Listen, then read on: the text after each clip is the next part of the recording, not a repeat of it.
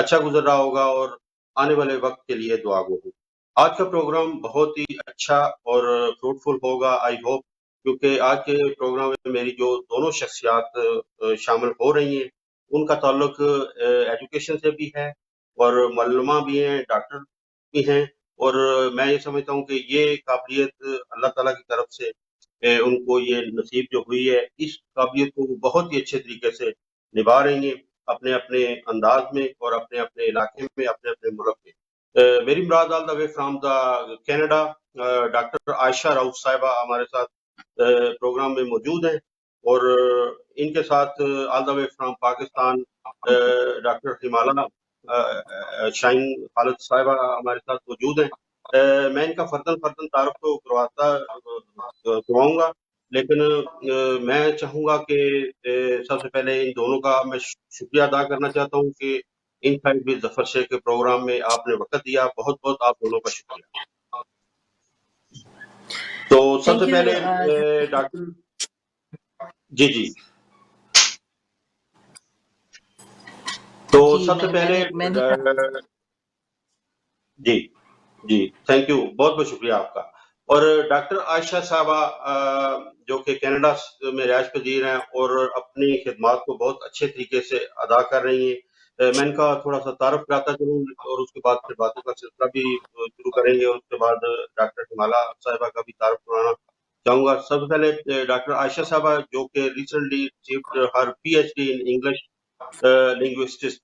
She has done MPhil in linguistics. She has Master of Arts in English Literature. She also has a teacher's diploma in teaching High English as a second language.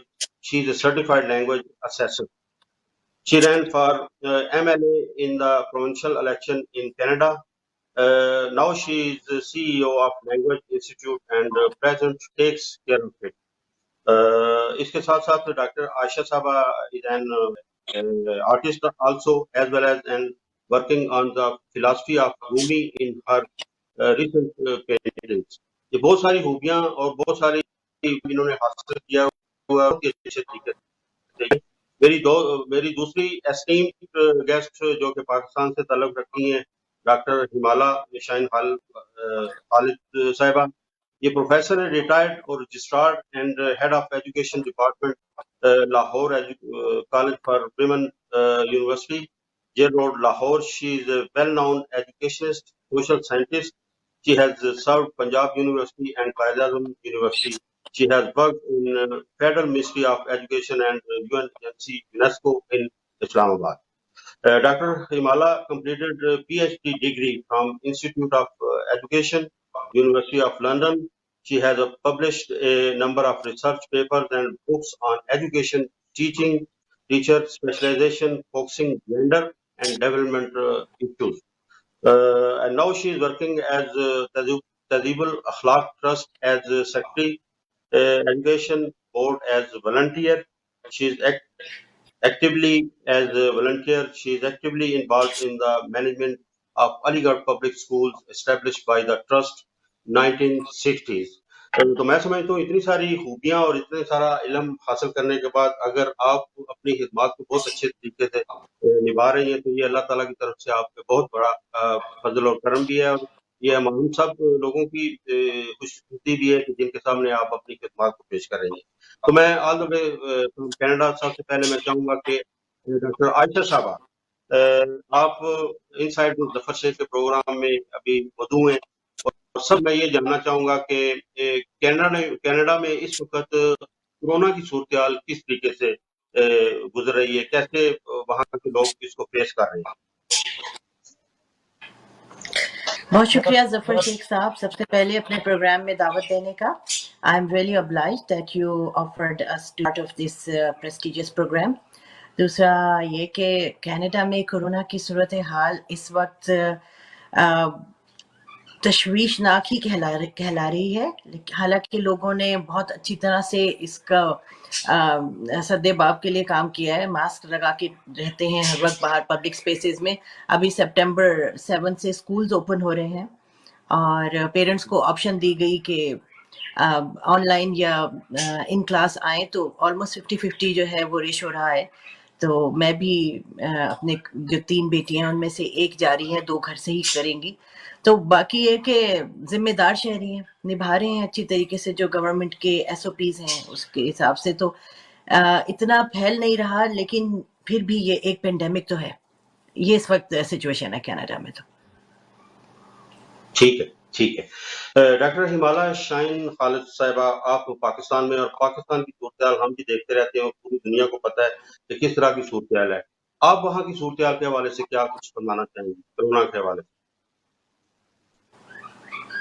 جی، سب سے پہلے ظفر صاحب شکریہ، آپ نے اپنے programme میں ہمیں بلایا اور عزت یو آر افزائی ویلکم. کی. تو باقی دوسرا یہ ہے کہ یہ جو پینڈیمک ہے کورونا والا، پاکستان میں کافی ہٹ تو شروع میں کافی ہوا اور کافی پریشانی تھی، لیکن اللہ کا خاص کرم ہے.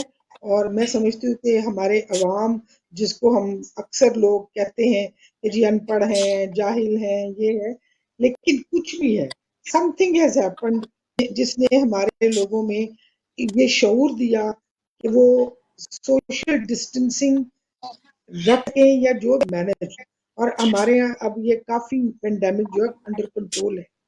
اس کی ایک وجہ لوگ بتائیں کہ موسم کے ذرا ہارش تھا پچھلے دنوں میں، وہ بھی ہے کہ اس موسم میں یہ زیادہ پھیلتا نہیں ہے.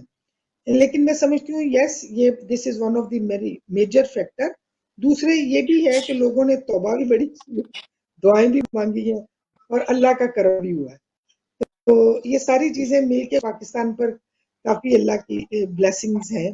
تو اللہ کہے کہ یہ اب سردیوں میں ہمارے حالات بہتر رہیں تو ہماری سب کی اصلیت کا پتہ چلے گا کہ کیا چیز what is work, what is not working. تو شکر اللہ کا، اس وقت تو حالات انڈر کنٹرول ہی ہیں. چلیں.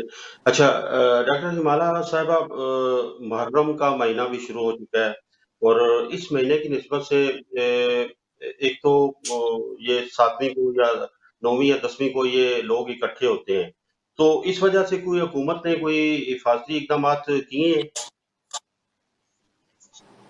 دیکھیں جی، حکومت تو کرتی ہے، لیکن عوام ماشاءاللہ جب موب میں ہوتے ہیں، اکٹھے لوگ گروپس میں ہوتے ہیں، تو وہ وہاں پر بیچارے پولیس والے جا کے ایک ایک کو تو نہیں پکڑ کے کر سکتے. اللہ کرے کہ لوگ تھوڑا سا انڈرسٹینڈ کریں جو حالات اس وقت ہیں. حکومت کی کوشش بھی ہے، بہت سارے آرڈرز آ رہے ہیں، بہت سارے لوکل جو ایڈمنسٹریشن کی پوسٹوں پہ لوگ ہیں، commissioner, deputy commissioner, assistant commissioner اور پولیس، یہ ادارے امپلیمنٹیشن میں آگے آگے تو ہیں، اور بہت سی جگہوں پر سمارٹ لاک ڈاؤن بھی کرتے ہیں. تو اللہ کرے کہ اب امید ہے کہ کچھ نہ کچھ اس کے پازیٹیو ریزلٹس انشاءاللہ ضرور ہوں. ٹھیک ہے. اچھا، بیرونی دنیا نے بھی پاکستان کی پالیسیوں کے کورونا کے حوالے سے بڑا ایڈمائر کیا ہے، تو آپ کیا سمجھتے ہیں کہ یہ واقعی اس طرح ہے کہ پاکستان نے کووڈ-19 کے حوالے سے بڑی مثبت پالیسیاں مرتب کی ہیں جس کی وجہ سے ابھی یہ کنٹرول ہے، یا امید کی جاتی ہے کہ آئندہ بھی اس پہ کنٹرول ہوگا؟ جی، یہ ظاہر ہے ڈیفینیٹلی کچھ نہ کچھ تو ہماری عوام کو سمجھ آئی ہے، جو کہ لوگوں نے ریئیکشن کے طور پر اس کے دور رہنے کی کوشش کی ہے.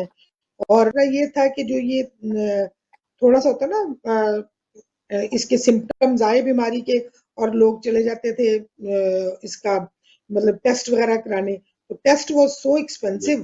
میرا خیال ہے، دس از مائی پرسنل اوپینین، کہ اس ٹیسٹ کو لوگوں نے کروانے کی بجائے گھروں میں ہی آئسولیشن ہے. وہ جو ہے شاید وہ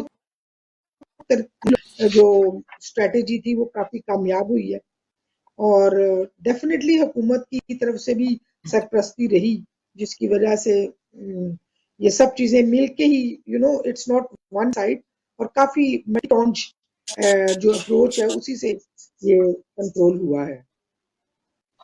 ٹھیک ہے، ٹھیک ہے، میں آتا ہوں آپ کی طرف دوبارہ. ڈاکٹر عائشہ صاحبہ، کینیڈا جو کہ ایک بڑا میں سمجھتا ہوں کہ ڈیولپڈ کنٹری ہے، اور خاص طور پہ تارکین وطن کے لیے اس کے دروازے ہمیشہ کھلے رہتے ہیں، اور میں سمجھتا ہوں کہ جہاں تک مجھے پتہ ہے کہ اندازہ ہے یا سنا ہے میں نے کہ ایجوکیشن سسٹم بھی وہاں ذرا دی ہے، تو آپ وہاں کتنے عرصے سے رہائش پذیر ہیں، اور یہ جتنی ایجوکیشن میں نے انٹرو میں آپ کے حوالے سے بتائی، کیا آپ نے یہ وہاں تمام حاصل کی، یا اس کے حوالے سے تھوڑا سا بتائیں؟ جی ظفر صاحب، کینیڈا میں میں تقریباً 2 ڈیکیڈ سے یعنی آلموسٹ 20 سال سے یہاں پر ہوں، اور ایجوکیشن کا یہ ہے کچھ یہاں اور کچھ وہاں، ایسے ہی رہی. اور ٹھیک ہے. یہ کہ اور اپنا یہ کہ ایسا Canada is a country of opportunities definitely. اور اس کا یہ مطلب نہیں کہ اب ہم کمپیریزن کر رہے ہیں کینیڈا کا اور پاکستان کا. پاکستان ہمارا وطن ہے، بہت پیارا ہے، ہمیں بہت پیار ہے. وہیں سے پڑھ لکھ کر جب ہم آتے ہیں تو آگے اپنی ایجوکیشن کو کینیڈا میں کنٹینیو کرتے ہیں. ریکگنائزڈ ایجوکیشن ہے پاکستان کی. اور لیکن چونکہ ابھی میں 20 سال سے کینیڈا میں ہوں تو میں یہاں کی بات ہی کروں گی. ڈاکٹر ہمالہ جو ہیں وہ پاکستانی ایجوکیشن اسپیشلسٹ ہیں، وہ اچھی روشنی ڈالیں گی اپنے پاکستان کے نظام پر. تو اب یہ کہ یہاں پر ایک جو بہت مزے کی بات مجھے دکھتی ہے کہ ایٹ اینی ٹائم آپ اپنا کریئر جب چاہیں چینج کر سکتے ہیں. اور اچھا. اس کے لیے آپ چاہے سرٹیفکیشن لے لیں، کچھ بھی کر لیں. موسٹلی یہاں پہ ہر زیادہ تر چیزوں کی لائسنسنگ ہوتی ہے. آپ بنا لائسنسنگ کے چیزیں نہیں کر سکتے. اب جس طرح سے اگر ظفر صاحب یہاں پر آئیں اور کہیں کہ میں اپنی فیلڈ چینج کرنا چاہتا ہوں، 2 سال کا، 2.5 سال کا، 6 مہینے کا کوئی ڈپلوما، کوئی سرٹیفکیشن لیں، لائسنسنگ، اور آپ اپنی فیلڈ ٹوٹلی چینج کر سکتے ہیں. یہ بڑی ایک خوبصورت سی بات ہے، کیونکہ لائف میں کئی دفعہ یہ ہوتا ہے بچپن میں ہم نے جو کریئرز سوچے ہوتے ہیں اپنے لیے، بڑے ہو کر ہمیں لگتا ہے ہم نے وہ تعلیم تو لے لی ہے لیکن ہم اس فیلڈ کے لیے فٹ نہیں ہیں، ہمیں کوئی اور فیلڈ کرنی چاہیے لائف میں. تو اگر موقع ٹائم ہے یہاں پر تو میں آپ لوگ کو ایک بڑا اچھا سا قصہ سناؤں کہ آج سے تقریباً 13 سال پہلے جب آٹوا سے میں اپنی ٹیچنگ سرٹیفکیشن لے رہی تھی، تو اٹس اے 1 ایئرس ڈپلوما. اور تو it's called diploma in teachers of English as a second foreign language to teach adults. اچھا، میرے ساتھ کلاس میں 23 میرے کیا کہیں گے کلاس میٹس تھے. ان میں سے ایک جو مجھے آج تک یاد ہے وہ 72 ایئرز اولڈ، ایک ہم تو بابا ہی کہتے ہیں، بابا تھا، کینیڈین بورن براٹ اپ تھا. تو 72 years old, he was full of energy. اس نے کہا کہ عائشہ، میں ساری زندگی ہارس فارمنگ کی ہے میں نے اپنے فارم پہ، اب میرا دل کرتا ہے میں کریئر چینج کروں. تو اس نے کہا اب میں کریئر چینج کروں گا اور اس کے بعد میں ٹیچنگ کروں گا ایڈلٹس کی. And he did it. اس نے 1 ایئر ڈپلوما کیا، اس کے بعد وہ یہاں سے بھی جس کو ابراڈ کہتے ہیں وہاں چلا گیا، اور وہاں جا کے اس نے اپنی ٹیچنگ ایڈلٹس کا کریئر کا سٹارٹ کیا. تو یہ بڑی خوبصورت چیز ہے جو مجھے اچھی لگتی ہے. At any time you can change your career legally, جس کو کہتے ہیں بغیر کسی نقصان کے. اور دوسرا جو آپ نے کہا کہ عمر کی کوئی قید نہیں ہے. اینی ٹائم، عمر کی واقعی کوئی قید نہیں ہے. اور ویسے تو مجھے آپ کی عمر کا بہت اندازہ نہیں، لیکن آپ بھی جب کینیڈا آئیں، you can if you want to switch your career any time, most welcome. مطلب یہ کہ اسٹوڈنٹ کاؤنسلرز ہیں، آپ کی بات سنیں گے، آپ کو بتائیں گے کہ اچھا آپ کا یہ انٹرسٹ ہے، آپ یہ کیجئے، اور اب آپ یہ پڑھ لیجئے، اور اس میں آپ کو ایکسل کرنے کا موقع بھی مل سکتا ہے. خوب. Actually, I have spent 24 years in Denmark. No, I don't think I can think about it. بہرحال میرے دوست کافی ہیں تو I wish to visit them. یہ ہے میری خواہش، چلیں ان فیوچر میں بھی. اچھا ڈاکٹر عائشہ صاحبہ، ایک تو تھوڑا سا یہ بتائیں کہ تارکین وطن کیا دلچسپی کس حد تک ہے کہ جیسے باقی ممالک میں لوگ آتے ہیں، کام کرتے ہیں، بس جس طرح لو کالر یا وائٹ کالر تو خیر تھوڑا سا ہائیسٹ ہو جاتا ہے، لیکن لو کالر جاب زیادہ ہمارے لوگ کرتے ہیں. تو وہاں کینیڈا میں اگر یہ ساری سہولیات ہیں ایجوکیشن کے حوالے سے، تو ہمارے تارکین وطن بشمول پاکستانی کمیونٹی، ان کا کیا ٹرینڈ ہے کام کے حوالے سے یا ایجوکیشن کے حوالے سے؟ میں چونکہ سیٹلمنٹ میں بھی میں نے بہت کام کیا ہے، جاب بھی کیا، والنٹیئر بھی بہت کیا یہیں کینیڈا میں. تو جو چیز میں نے دیکھی ہے وہ یہ کہ ایک تو جو پڑھے لکھے تارکین وطن آتے ہیں ان کو یہ ہوتا ہے کہ وہ اپنی فیلڈ میں دوبارہ فٹ ہو جائیں. میں بات کر رہی ہوں engineers, doctors, teachers, lawyers, and so on.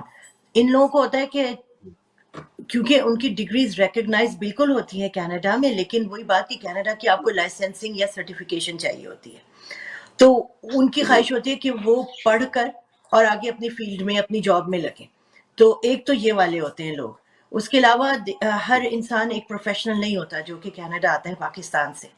ان لوگوں کا یہ ہوتا ہے کہ یہاں پر ان کو اسٹارٹ اپ جابس کہتے ہیں، وہ ان اسٹارٹ اپ جابس میں جاتے ہیں. پھر ایک چیز اور، چونکہ میں یہ ایجوکیشن سیکٹر میں بھی یہاں پہ پرٹیکولرلی لینگویج ٹیچنگ میں، جو چیز میں نے دیکھی ہے کئی دفعہ کچھ لوگوں کو انگلش لینگویج بیریئر ہوتا ہے. وہ ان کو تھوڑا ٹائم لگتا ہے کہ اپنی انگلش لینگویج بیریئر کو کراس کریں. اس کے لیے وہ پھر اسکولز میں داخلہ لیتے ہیں جہاں پہ انگلش لینگویج سکھائی جاتی ہے. تھوڑا سا ٹائم وہ اس طرف لگاتے ہیں، ان کو لگانا پڑتا ہے کیونکہ کئی بار کینیڈا آ کر آپ کو انگلش لینگویج پروفیشنسی ایگزامس دے کر کالج یونیورسٹیز میں ڈپلوما میں داخلہ ہوتا ہے. تو ایک تو وہ ہو گیا کہ کچھ ہیں جن کو انگلش لینگویج سیکھنی ہے، پھر کچھ ہاؤس وائفز ہیں they have never worked in Pakistan. تو اب ان کی سیٹلمنٹ کیسے کی جائے، کیونکہ جب بھی لوگ یہاں آتے ہیں تو ایک طرح کی ہوم سکنس ساتھ لے کر آتے ہیں جو کہ بہت نیچرل ہے. اب اس کو عبور کرنے کے لیے پھر ہسبینڈ کام پہ چلے گئے، بچے اسکول چلے گئے. اب ہاؤس وائف جو ہے اس کا تھوڑا سا ڈپریشن بنتا ہے، یہاں پہ ریلیٹیوز نہیں ہو، فرینڈس نہیں ہو، ان کی سیٹلمنٹ بھی تھوڑی سی ایک ایشو ہو جاتی ہے. تو لیکن مزیدار بات یہ ہے کہ ہماری یہاں پہ اپنی پاکستانی کمیونٹی بہت اسٹرانگ ہے اور وہ بالکل جو ہے وارم ویلکم کرتی ہے ان لوگوں کا جو کہ نئے ہیں، ان عورتوں کا جنہوں نے پاکستان میں جاب نہیں کی ہوئی اور اب وہ لونلی ہیں، اور on top and now they want to start a career as well. کیونکہ وہی بات کہ ہر انسان جو کہ لگتا ہے کہ جی اب ہم فارغ ہیں، ہمارے بچے اسکول چلے گئے، فیمیلز بھی، اب یہ اکانومی کی بڑھنے کے ساتھ ساتھ پھر دل یہ کرتا ہے کہ آپ بھی اکانومی کا حصہ بنیں، اپنے ہسبینڈ کا ہاتھ بٹائیں. پھر ان عورتوں کو سیٹل کرنے میں ہماری کمیونٹی بہت سپورٹ کرتی ہے.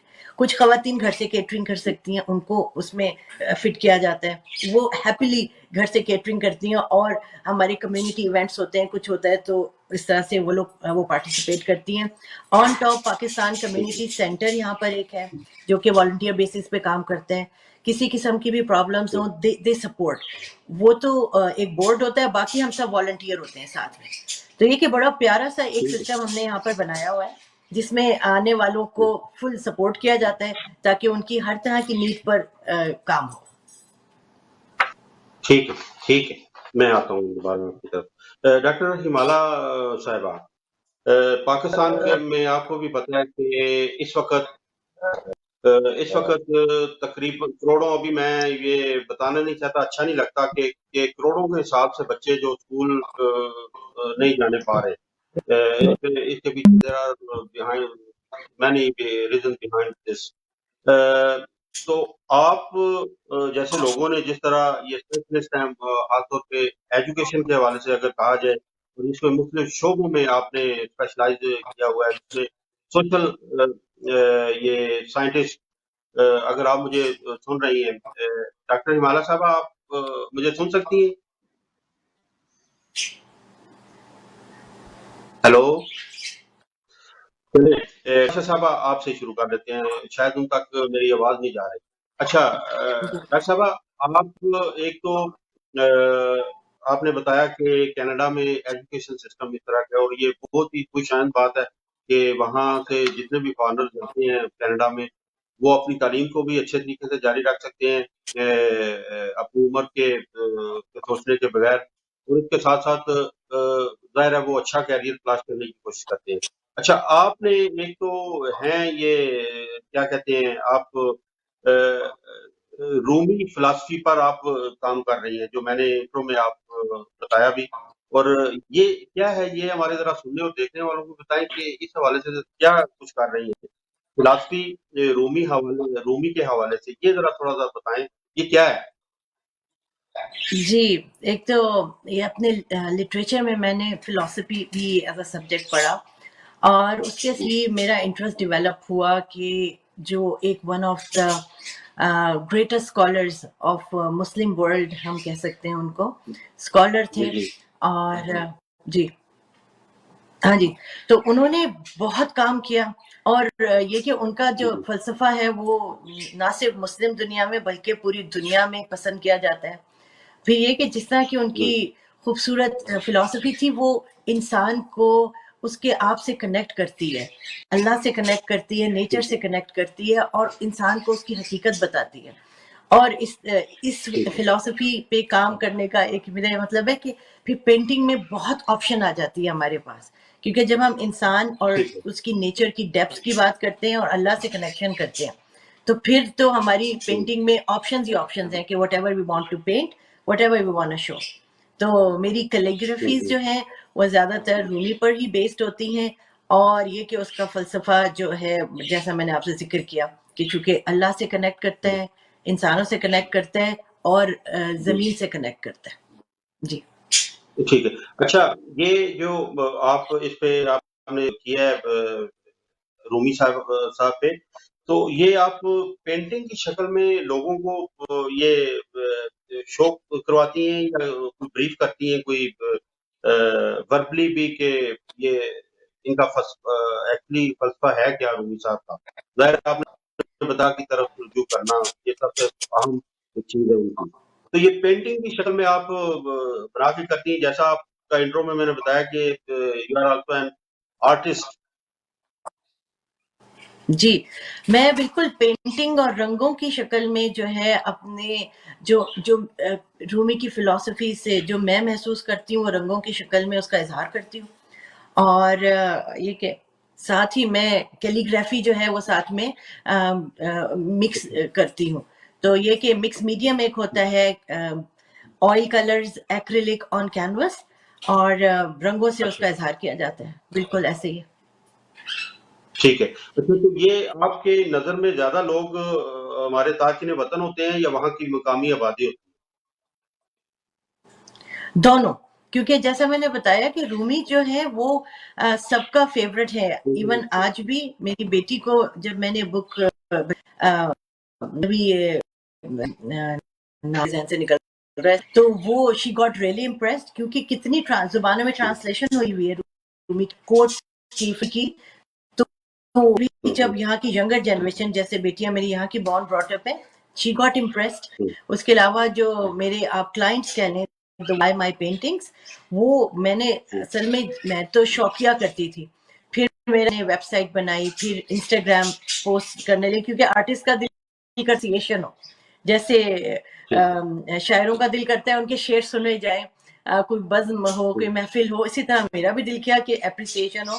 ایک میں نے ایگزیبیشن بھی کی تھی تو got a very positive response. اس وجہ سے پھر یہ کہ میں بناتی ہوں تو like everybody like it, not just Pakistanis اور Muslims, even non Muslims and Canadians, they all love it.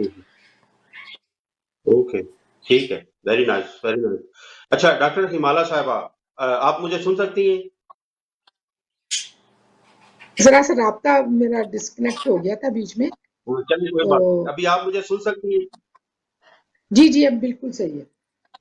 اچھا ڈاکٹر صاحب، آپ کو بھی پتہ ہی ہے، مجھے بھی پتہ ہی ہے، پاکستان میں کروڑوں بچے جو اسکول سے محروم ہیں، اور اس صورتحال میں اگر آپ جیسے لوگ اسپیشلائز ہیں ان ایجوکیشن آلسو، تو وہ آپ کیا سمجھتی ہیں کہ جتنے بھی آپ جیسے لوگ ہیں، آپ کے ہم اثر یا آپ جیسے اسٹیٹس کے لوگ جنہوں نے ایجوکیشن کے شعبے میں مختلف شعبوں میں اسپیشلائز کیا ہوا ہے، تو آپ کیا سمجھتی ہیں کہ پاکستان میں وہ اپنی اس ایجوکیشن کو، اپنی خدمات کو صحیح طریقے سے سر انجام دے رہے ہیں؟ یہ بڑا ایسا سوال ہے، تھوڑا سا مشکل بھی. کوشش تو ہر کوئی کرتا ہے اپنا کام اپنی ایبلٹیز کے مطابق کرنے کی. پاکستان میں پرابلمز بھی کچھ ڈفرنٹ نیچر کے ہیں. ایک تو یہ کہ ہماری پاپولیشن گروتھ اتنی زیادہ ہوئی ہے جتنی ہماری ڈیولپمنٹ کی گروتھ نہیں تھی. فار ایگزامپل اگر ہم اسکول میں ایک سال میں 100 نئے بچوں کے لیے اسپیسیز پیدا کرتے تھے تو داخلہ لینے والے 500 بچہ نیا پیدا ہو جاتا تھا.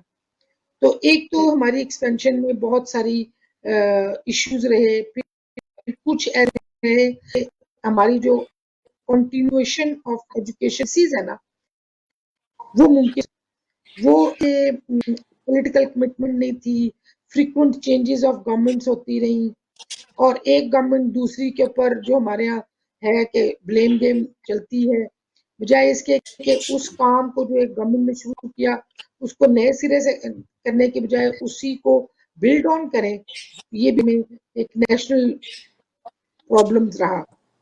اب تھرو آؤٹ جب ہم نے ایجوکیشن پالیسیز جیسے 47 میں قائد اعظم کی ایک سپیچ ہے جو ایجوکیشن منسٹری کو انہوں نے کی تھی, وہاں سے لے کر میں نے پالیسیز کا انالیسس کیا, اور وہ جو اب تک پالیسیز آئی تھی 2009 تک, وہی پالیسی تھوڑے عرصے تک پہلے تک چل رہی تھی عمران خان کی گورنمنٹ آنے سے پہلے. ان پالیسیز میں کوئی چیز نہیں, ہم وہی باتیں بار بار ریٹریٹ کر رہے ہیں. پرائمری ایجوکیشن یونیورسلائز ہونی چاہیے. اگلے 5 سالوں میں ملک کا ہر بچہ جو 5 to 9 ایج گروپ ہے وہ اسکول میں چلا جائے گا. 7, 8, 9, 5 ایئرس پلان بنے, اور یہ ہم ٹارگٹ اچیو نہیں کر سکتے. یقین کریں جب میں پی ایچ ڈی کر رہی تھی اس وقت بھی میں نے انالیسس کیا تھا, اور اپنی سپروائزر کو انگلینڈ میں جب بات کی وہ کہتی ہے is there anybody to check this, یہ امپلیمنٹیشن کو چیک کر کے nobody raises the question کہ this was the target and this target was not achieved. تو ہمارا مسئلہ ہے امپلیمنٹیشن. ابھی بھی گورنمنٹ اچھے اقدامات کر رہی ہے اور کوئی بھی غلط نہیں ہوتی, سسٹم کوئی بھی غلط نہیں. The thing is کہ how do we implement the system, کیا ہم کانسٹنٹ چیک اینڈ بیلنس کے ساتھ امپلیمنٹ کر رہے ہیں. اگر کانسٹنٹلی چیکس اینڈ بیلنسز ہوتے رہیں تو آپ کو اپنی غلطیاں پتہ چلتی رہتی ہیں کہ میں نے اتنے اسکول بنانے تھے, اس ایریا میں نہیں بنے, اس ایریا میں بننے چاہیے. پرائیویٹ اسکولز کا ایک بڑا اسٹرانگ ایشو ہے جو کہ ہمارے اپنے ٹرسٹ کے بھی پرائیویٹ اسکولز ہی چلتے ہیں, لیکن یہ ہے کہ ان پر گورنمنٹ کا چیک جو ہونا چاہیے وہ نہیں ہے. رجسٹریشن آف پرائیویٹ اسکولز کا جو ہے ان کی بورڈز کے ساتھ افیلیشن ہونی ضروری ہے, اس کے لیے ریکوائرمنٹس ہوتی ہیں. جب گورنمنٹ کے اپنے اسکولوں میں بیسک فیسلٹیز نہیں ہوتی, گورنمنٹ کے اسکول ہیں, پرائیویٹ اسکول میں اگر ایک لیب نہیں ہوگی تو سو واٹ, وہ پرائیویٹ اسکول میں بھی یہ تھوڑی سی آپ کو پتہ ہے کسی کو کہہ دیا یہ فلاں ہیں, یہ آپ کے کانٹیکٹس نکل آتے ہیں. ہم رولز کی امپلیمنٹیشن جو ہے نا ہمارے یہاں سب سے بڑا ایشو ہے, اور ہم جسے نا انشور کرنا اور پھر رسپانسبلٹی کسی پر فکس کرنا, وہ تو آپ دیکھ لیں ہم کبھی بھی نہیں کر پائے کہ یہ کام ملک میں مسئلہ ہوا, اس مسئلے کا ذمہ دار کون تھا. Many times we come to know who was responsible, but we do not have any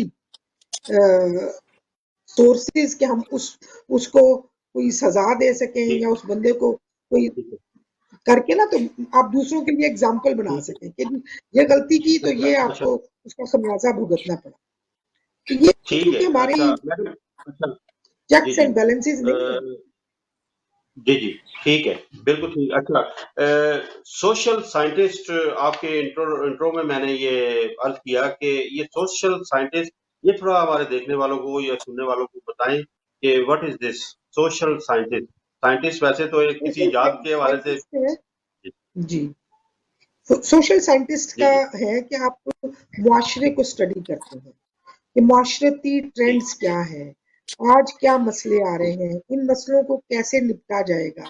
دیکھیں نا ہمارے بچوں کی سوشلائزیشن جو ہے نا گھروں میں, اسکولوں میں, سڑکوں پہ کیسے کرنی ہے, ہمارے مینرز کیا ہیں.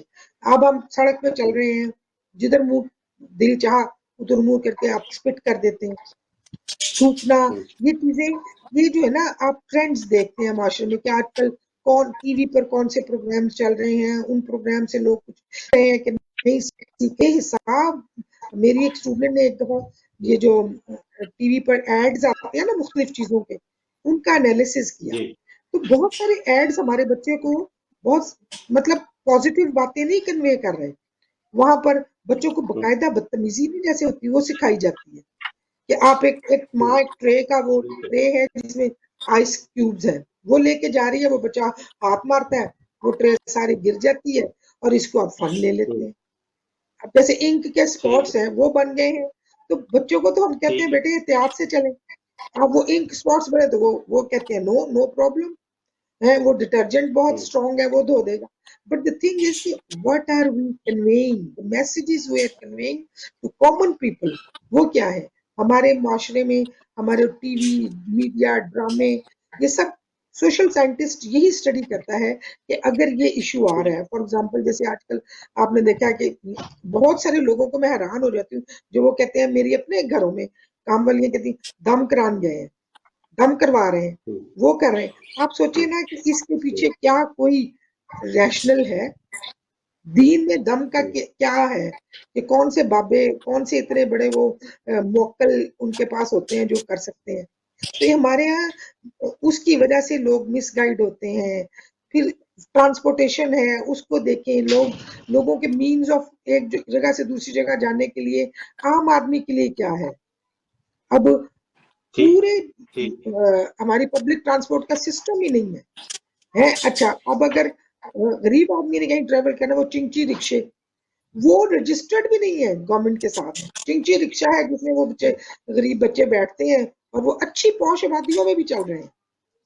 تو صرف لے دے کے پرائیویٹ کار رہ جاتی ہے جس کی وجہ سے لیکن اس کے باوجود جی میڈم اس کے باوجود دیکھ رہے ہیں کہ پاکستان چل رہا ہے. وہ فیض صاحب سے کسی نے پوچھا کہ پاکستان کا کیا بنے گا, تو فیض صاحب نے کہا کہ یہ جیسا ہے اسی طرح چلتا رہے گا. تو یہ چل ہی رہا ہے اللہ تعالیٰ کے فضل سے جس طرح ابھی دیکھیں ریسنٹلی جو کتاب آئی ہے نا پاکستانیت جاوید جبار صاحب کی, اس کتاب میں وہ یہی ایشوز ڈسکس کر رہے ہیں کہ کس طرح سے ابھی پاکستان کی اپنی ایک آئیڈینٹی ڈیولپ کرتے کرتے کچھ عرصہ لگے گا. اب جو کچھ عرصہ لگے گا اس میں ہم دعا یہی کہتے ہیں کہ پاکستان سلامت رہے, باقی ڈیولپمنٹ ہوتی رہے گی. چلیں اللہ کرے آنے والا وقت بہتر ہو. اچھا ڈاکٹر عائشہ صاحبہ, آپ نے ایک اور تجربہ بھی کیا پالیٹکس کا, ایم ایل اے کا الیکشن بھی پروونشل آپ نے کنٹیسٹ کیا, تو یہ کیسا تجربہ رہا, مجھ ذرا بتائیں. جی ویسے تو میں کہتی ہوں میں بہت غیر سیاسی سی ایک بندی ہوں, لیکن یہ کہ جیسے ڈاکٹر ہمالا صاحبہ کہہ رہی تھیں کہ یہ سوشل سائنٹسٹ ہیں, تو اسی طرح سے میں یہاں سوشل ایکٹیوسٹ ہوں. تو جو چیزیں یہ سوسائٹی میں پوائنٹ آؤٹ کرتی ہیں, اب اس کو درست کیسے کرنا ہے اس کے لیے ہم لوگ کام کرتے ہیں.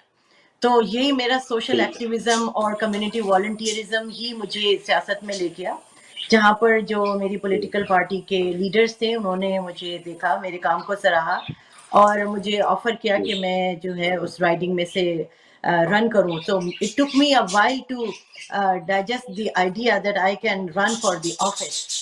لیکن پھر وہی بات یہ کہ انہوں نے کہا کہ پالیٹکس کوئی راکٹ سائنس نہیں ہے, آپ کو یہ کہ پیپلز پرسن ہونا چاہیے, لوگوں کی مدد کے لیے ہر دم تیار ہونا چاہیے, اپنے اندر جذبہ ہونا چاہیے, اور یہ کہ لوگوں سے محبت کرنی چاہیے. تو یہ ساری چیزیں میرے اندر بالکل موجود تھیں, اور تھوڑی سی سوسائٹی کی ریفارم کا جذبہ بھی آپ کے اندر ہونا چاہیے. یہ سب کچھ دیکھتے ہوئے ایک غیر سیاسی پیچھے سے بیک اپ ہوتے ہوئے بھی I went to take this decision. اور سب فرینڈس نے, کمیونٹی نے, رائڈنگ کے لوگوں نے, سب نے فل سپورٹ کیا. بہت پیارا, بہت اچھا تجربہ رہا. اللہ نے موقع دیا تو انشاءاللہ پھر آگے جو ہے اس کو کنٹینیو کیا جائے گا. جیت اور ہار تو اس کا ایک حصہ ہے, لیکن اس میں رن کرنا, ٹکٹ حاصل کرنا اپنی پارٹی کا, اور پھر اپنی پارٹی کے بینر کو اونچا رکھنا الیکشن میں, یہ ایک بڑا کام تھا. اس کو بڑے خوش اسلوبی سے انجام دیا, کینیڈا کا پولیٹیکل سسٹم سمجھا, اور اپنے باقی جو پاکستانی لوگ ہیں ان سب کو بک اپ کیا, پرٹیکولرلی فیمیلز کو, کہ ہم کینیڈا کے سسٹم کو سمجھتے ہوئے پالیٹکس میں بھی بھرپور حصہ لے سکتے ہیں, ویدر ہم اس کے لیے ایم ایل اے کے لیے رن کرنا چاہیں, چاہے ہم پولیٹیکل ایکٹیوسٹ ہونا چاہیں, سپورٹر ہونا چاہیں, والنٹیئر, لیکن بینگ اے فیمیل ہم بالکل بھرپور حصہ لے سکتے ہیں تاکہ ہم اپنی کمیونٹی کی آواز بھی پہنچائیں, پلس یہ کہ باقی کمیونٹیز کے بھی ہم لیڈر بنے یا ان کی آواز بن کے اپنی ممبر آف پارلیمنٹ بنے اور آگے تک کمیونٹی کا میسج اور ان کی آواز پہنچائیں. بہت پیارا تجربہ رہا, کیونکہ مجھے بہت شوق ہے لوگوں کی مدد کرنے کا, لوگوں کے ساتھ آگے چلنے کا, ان کے ساتھ رہنے کا. تو بہت خوبصورت پلیٹ فارم ہوتا ہے یہ, جس میں جذبہ اور حوصلہ ہو تو ڈیفینیٹلی اللہ بھی ساتھ دیتا ہے. چلے میں وائنڈ اپ ریمارکس کے لیے آپ کی طرف دوبارہ پھر آتا ہوں. میڈم ڈاکٹر ہمالہ صاحبہ، اچھا آپ نے بہت سارے شعبوں میں اداروں کے ساتھ بھی اٹیچ رہی، کام کیا، فیڈرل منسٹری کے ساتھ بھی آپ رہی، وہاں بھی آپ نے سرو کیا، اس کے بعد پھر یونیسکو اس میں بھی آپ نے سرو کیا. تو یہ کیسے تجربات آپ کے رہے ایجوکیشن کے حوالے سے، یہ کام کے حوالے سے؟ یہ آخر میں کیا کہا آپ نے؟ میں یہ کر رہا تھا کہ یونیسکو کے ساتھ آپ رہی، اس کے ساتھ سرو کیا، اور فیڈرل منسٹری کے ساتھ آپ اٹیچ رہی اور اس کے ساتھ بھی کام کیا. یہ کیسے تجربات رہے آپ کے؟ بہت انریچنگ تجربہ تھا، کہ جب میں نے فیڈرل گورنمنٹ میں کام کیا نا تو اس وقت سینٹرل لیول پر ایجوکیشن پالیسی بنتی تھی. اب یہ 18 امینڈمنٹ کے بعد ٹوٹلی پروونشل ایشو ہو گیا ایجوکیشن کا. تو اس وقت ہم پھر پورے تمام صوبوں کے ساتھ مل کے ایجوکیشن پالیسی کے لیے نیگوسیشن کرتے تھے، 5 ایئر پلانز بنتے تھے. تو I was working at one point of time in National Education Council. تو وہاں پر آپ کو موقع جو سب سے بڑا ملتا ہے کہ you find an opportunity to communicate all the in the country, rural urban areas میں اور مختلف جگہوں پر آپ کو جانے کا موقع بھی ملتا ہے، لوگوں سے انٹریکشن بھی ہوتی ہے.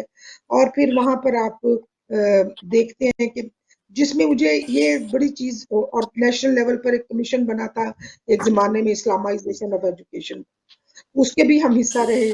پھر 5 ایئر پلانز بنتے تھے. تو ان سب میں جو میں نے بات کہی ہے نا وہ یہی ہے کہ ہمیشہ سے ایشوز وہی رہے ہیں. دیکھیں غریب آدمی ابھی بھی ہر کوئی چاہتا ہے کہ بچوں کی ایجوکیشن کے لیے اسکول ہو. اور رورل ایریاز میں بیٹھے ہوئے لوگ کوئی ہائی فائی اسکول نہیں چاہتے، ایک نارمل سا اسکول ہو جہاں ٹیچر ریگولرلی آئے، بچوں کو پڑھائے اور بچے پھر وہاں پر اپنی پرفارمنس دیں. اب جب ٹیچر ہی وہاں نہیں ہوگا تو کیا بچے پڑھیں گے؟ تو اس لیے یہ بہت سارے ایشوز کو انڈرسٹینڈ کرنے کا اور ہر صوبے کا کمپیریزن کا بھی موقع ملا. یونیسکو میں یہ تھا کہ وہاں پہ بھی کیونکہ آئی was working in national office UNESCO کے، تو وہاں پر ایک اپنا یونیک تجربہ تھا کہ بہت ہماری نا کوئک ڈیسیشن میکنگ ہوتی تھی. اس میں جو فائل ورک لمبا نہیں ہوتا تھا، اس نے ڈائریکٹ وہاں سینس آف اچیومنٹ ہوتی تھی کہ ایک چھوٹا سا پروجیکٹ کیا ہے، ایک اپنا پارٹنرائزیشن ڈھونڈا ہے ان کے ساتھ. یونیورسٹی میں جیسے ہم نے ایک پروجیکٹ کیا یہ وائلنس پر، تو اس پر ہم نے یونیورسٹی کے تمام اسٹوڈنٹس کے ساتھ جینڈر جو وومن امپاورمنٹ کے لیے تھا اس میں سے نا پینٹ بنوائی اور اسٹوڈنٹ پوئمز بھی اس کے اوپر اپنی. تو وہ پھر ہم نے نیشنل لیول پر اسلام آباد میں اس کو ڈسپلے کیا. پھر ہم نے ان میں سے سلیکٹ کی. اس وقت تو یو اے کا کمیشن آن وومن ہے نا، اس کی ایک میٹنگ تھی. پھر ہم نے نیو یارک اپنے اسٹوڈنٹس کے، اپنے ملک کے بچوں کی پینٹنگز وہاں بھجوائیں. Throughout the meeting for 10 days یہ یو این کے کوریڈورز میں ہمارے بچوں کی پینٹنگز رہیں. اور اس میں دیکھیں پھر آپ کا فورن آفس انوالو تھا. فورن آفس نے بھی کئی دفعہ ہم کہتے ہیں نا کام فلاں نہیں ہیلپ کرتا، وہ نہیں کرتا، and we found it so مطلب کوآپریٹو ہر طرف سے. جب آپ کوئی کام کر کے لے کے جاتے ہیں تو پیپل ڈو اپریشیٹ. اور وہاں سے ہمیں فورن ہماری جو فورن منسٹری تھی انہوں نے، آپ کو پتہ ہی ہے کہ اتنی ساری پینٹنگ 20 کے قریب تھی، بڑی بڑی تھی، تو ان کو ریپ اپ کرنا، پینٹنگ کو کمیوٹ کرنا کافی ایک ایشو ہوتا ہے. ان کو کارگو کروایا پاکستانی پاؤچ میں اور وہ پھر نیو یارک ان کی آفس گیا، وہاں پر ڈسپلے ہوا. مطلب چھوٹے چھوٹے کام کی ایک سینس آف اچیومنٹ ہوتی تھی. تو جیسے انیشیل پاکستان میں آپ کو پتا ہے کوئی فری میڈیا نہیں تھا. سب سے پہلا جو پنجاب نے اسٹوڈنٹ ریڈیو اسٹارٹ کروایا تھا ہم نے. I was working at that time in UNESCO. تو ہم نے یہ پیمرا اور اس کے ساتھ نیگوشیٹ کر کے قائل کیا کہ ایک اسٹوڈنٹ کو اپرچونٹی دینی چاہیے. پھر پنجاب میں فرسٹ ریڈیو اسٹیشن قائم کیا. تو گورنر تھے خالد، وہ اتنا اس چیز کو اپریشیٹ اور وہ کر رہے تھے اور وہ مجھے کہیں کہ کیسے ہم اور جگہوں پہ کر سکتے ہیں یہ وہ، لیکن ودن فیو ایئرس ماشاءاللہ ہماری میجر یونیورسٹیز میں ہر اس میں یہ student radio stations communication departments میں بن گئے. تو یہ اور پھر ہمارے یہاں پیمرا کے رولز یہ وہ ڈپارٹمنٹس بھی اسٹرانگ ہو گئے. تو مطلب یہ کہ اس طرح کے کام یونیسکو میں یہ فل سے اچیومنٹ کی ہوتا تھا کہ کچھ خاص چیز بن گئی. بالکل ٹھیک ہے. اچھا میڈم، آخر میں ایک تو ہمارے دیکھنے اور سننے والوں کو بتائیں، کیونکہ آپ کی آواز پوری دنیا میں تقریباً 160 ممالک میں سنی جا رہی ہے اس ایس بی آئی نیوز کے پلیٹ فارم سے، تو کیا انفرادی اور اجتماعی طور پر کوئی ایسی بات کرنا چاہیں یا اپ کمنگ پروجیکٹس میں یا تھنکنگ میں کیا ہے جو آپ ہمارے دیکھنے اور سننے والوں کے لیے شیئر کرنا چاہیں؟ میں ایک دو باتیں سب کو کہتی ہوں کہ آپ ایک تو اپنے اندر شارٹ کٹس مت ڈھونڈیں. جو محنت کا راستہ ہے نا، کام کریں، ہارڈ ورک کریں، اس کا ضرور پھل ملتا ہے اور اس کے کچھ نہ کچھ ریزلٹس ضرور آتے ہیں، چاہے تھوڑے آئیں زیادہ آئیں، اور کئی دفعہ تو بہت ہی اچھے ریزلٹس آتے ہیں. یہ تو میں نے اپنی زندگی میں ٹیسٹڈ بات ہے. ہارڈ ورک کا کوئی آلٹرنیٹ نہیں ہے. تو جب آپ نے ہارڈ ورک کیا ہوتا ہے، آپ کو ہر پروسیس سے آپ گزرے ہوتے ہیں، یو نو کہ اب کیا کیا مشکلیں کیا کیا آنی ہیں، and you know how to handle it, اور وہ ہینڈل کرتے ہیں، پھر وہ چلتے جاتے ہیں. آج ہمارے پاس جو ہمیں ایک خواہش پیدا ہو گئی نا کہ جلدی سے چیزیں آ جائیں، جلدی سے کام جلدی، it takes time and we have to wait for the good results and we need to be persistent consistently hard working ہمیں کرنی ہے، اور اپنے آپ کو کمٹ کرنا ہے، گولز بنانے ہیں. ان گولز کو اچیو کرنے کے لیے آپ نے جو ہے نا اپنے بھولنا نہیں. اسی سٹیج پر آپ کے گولز آپ کے اس میں رہیں، آپ کی نظر میں رہیں، اور آپ ان کو ٹارگٹ کر کے ٹارگیٹڈ ایفرٹس کریں.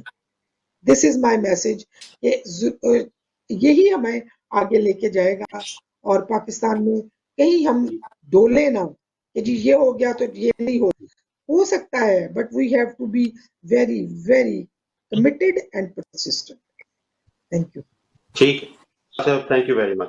ڈاکٹر عائشہ صاحبہ، آپ جو کچھ کر رہی ہیں یہ تو انڈرسٹوڈ بات ہے کہ آپ اس میں مطمئن بھی ہیں اور اللہ تعالیٰ اس میں آپ کی مدد بھی کر رہے ہیں، کیونکہ آپ بہت زیادہ ڈیڈیکیٹڈ ہیں، ڈیووٹڈ ہیں اپنے کام کے حوالے سے.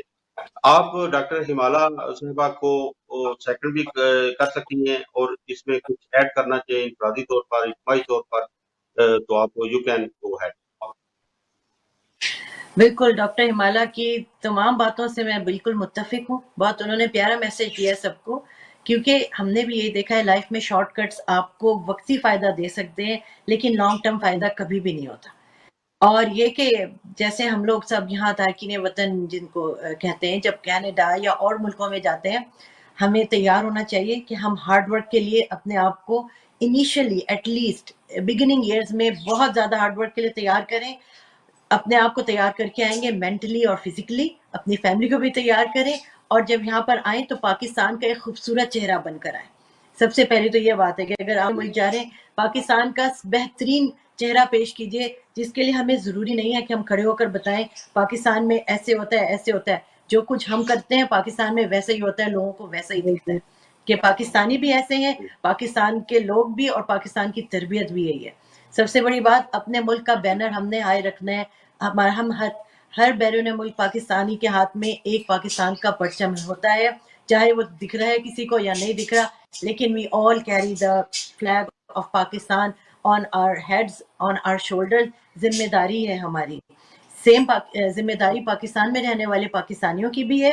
جیسے ڈاکٹر ہمالہ نے کہا کہ شارٹ کٹس تلاش نہ کریں، انلیگل راستے تلاش نہ کریں، کسی بھی چیز کے لیے محنت کریں. محنت میں ہمیں کوئی پیچھے نہیں چھوڑ سکتا. یہ وہ چیز ہے جو ہر دم ہمارے ساتھ رہے گی، جو اچیومنٹ محنت سے ہم حاصل کریں گے. کوئی ہم پہ انگلی بھی نہیں اٹھا پائے گا، اور اس طرح ہمارے ملک کا نام روشن ہوگا، اور اللہ بھی خوش ہوگا، لوگ بھی خوش ہوں گے، اور ہم بھی عزت سے اپنے اولاد کے سامنے سر اٹھا کے جی سکتے ہیں سارے. ویری ویل، ویری ویل، بہت بہت شکریہ. And I am very grateful to both of you, and it was a great pleasure to have you in my program. बातें तो बहुत सारी करना चाहता था, लेकिन वही as usual lack of time आड़े आता है। तो इंशाल्लाह आइंदा भी आपको ज़हमत मैं दूंगा किसी प्रोग्राम में, किसी और टॉपिक के हवाले से बातचीत तफसीलन होगी।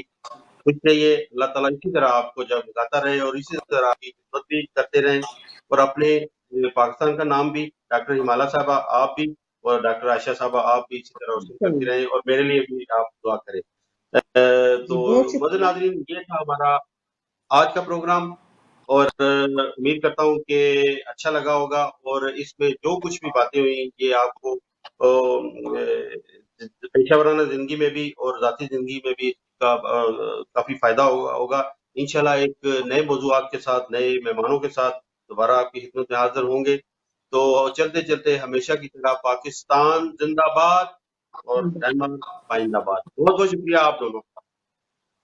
बहुत शुक्रिया, थैंक यू। शुक्रिया जी।